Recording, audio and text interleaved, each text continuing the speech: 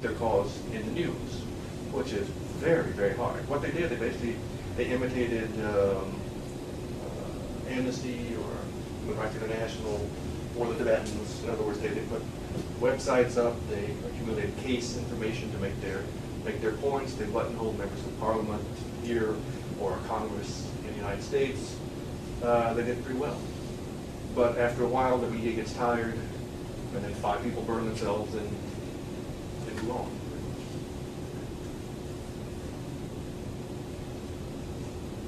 Other questions? Yes? How are they doing? How? Yeah, I mean, Falun Gong appears. How are they doing? Did you say? Yeah, they appear rather regularly with their song and dance troupe, right? Which is seems to be extremely well organized and comes up rather regularly. So it gives me the impression that maybe as a movement they're doing quite well. Yeah, I think the faithful are still there. I think they must have a number of wealthy donors. They claim, for instance, that Epoch Times is all local.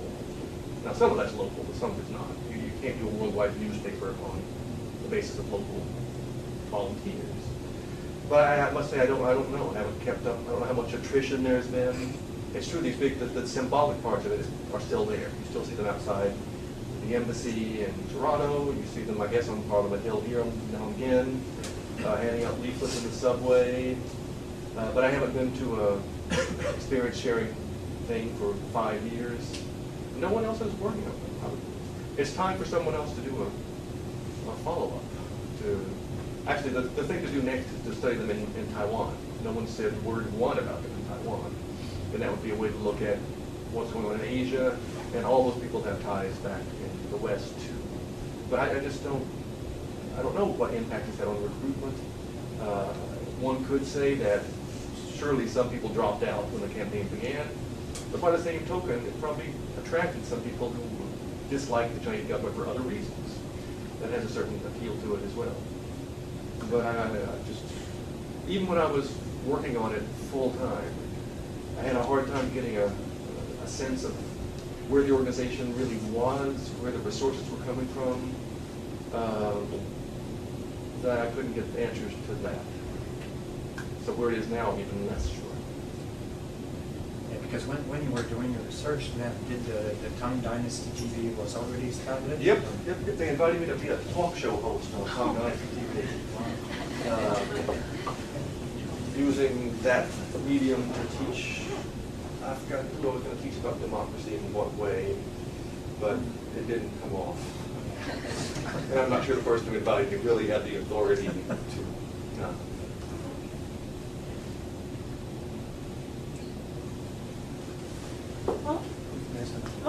Peter, again? Last question to Peter. This is completely different. How does Falun Gong nowadays relate to the very concept of religion and their place with relationship to that concept? This is a big topic I didn't address at all today because it was a huge chunk that would have taken another 15 or 20 minutes. They never have called themselves a religion. Now, this is because religion in China means the 5 big religions. They're starting to open that up now. But basically, China, like many traditional societies, didn't have a word for religion until they got it from the Japanese and the foreigners in the late 19th century. So religion was just sort of diffused everywhere. There were teachings and there were churches, but the concept of religion as being something distinct from something else wasn't necessarily there.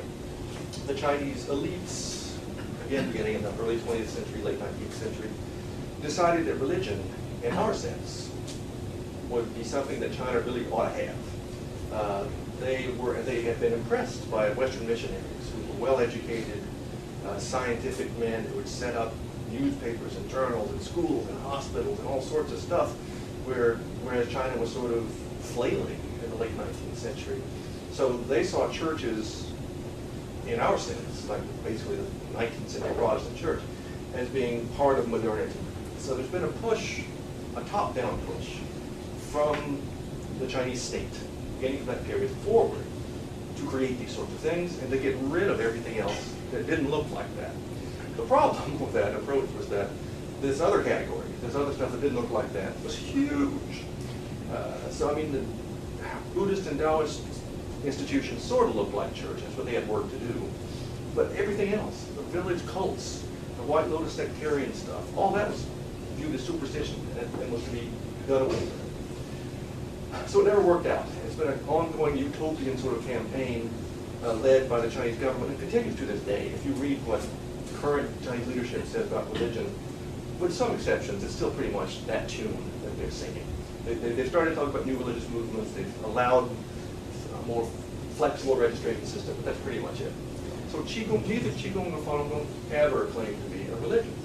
There wasn't a door that would have been open to them at all. So that's one of the reasons that Qigong got so big, I think, that it didn't claim that status.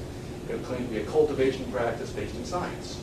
That doesn't set off any flares and buzzers when you say that. Whereas if you say, I'd like to set up a religion based on my vision of this, that, and the other, then you never would have gotten through the door in China. Now, as for Falun Gong, they still, as far as I know, see themselves as a cultivation system in the same way they said we're not an organization because they don't have a building in Times Square. I mean, if they're not an organization, I don't know what they are, but it's true, they don't have buildings devoted to themselves, they don't have temples or churches, all that kind of stuff. So they say we're not an organization and we're not a church, we're not a religion. But some of the Falun Gong practitioners that have been here long enough have come to understand in a more nuanced way what religion means in our terms. Can say, oh yeah, actually we're kind of religious when one look at it that way. But the prospect of claiming that status is still distant for Falun Gong. Now what may change, and I hesitate to go down this road, there's another group, somewhat like Falun Gong with a longer history called the Dao. Maybe you've heard of them or not. It's another one of these redemptive societies.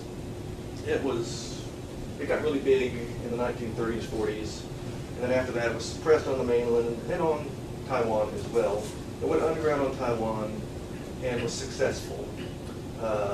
When Taiwan liberalized in 1987 and made religion fairly free, it came out, and they have about 1 million members on Taiwan, so it's huge.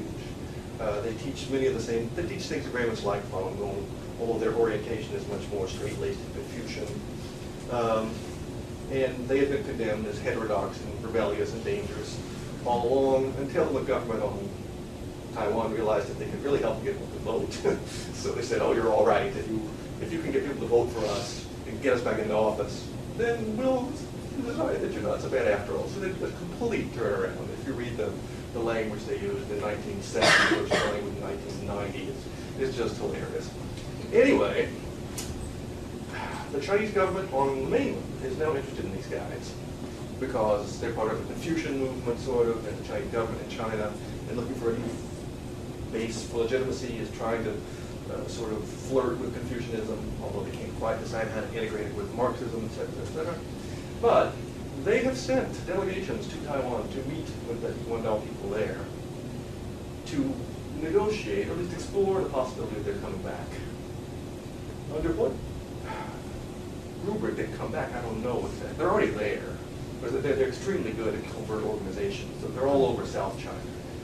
And the reason they want them to come back is there are too many Christians in China.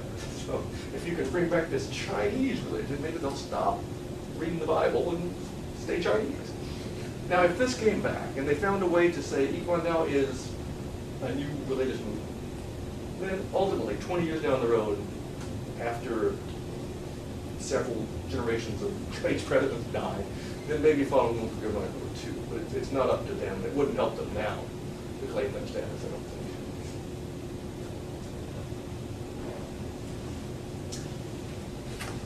Well, will you join with me thanking David for coming from Montreal?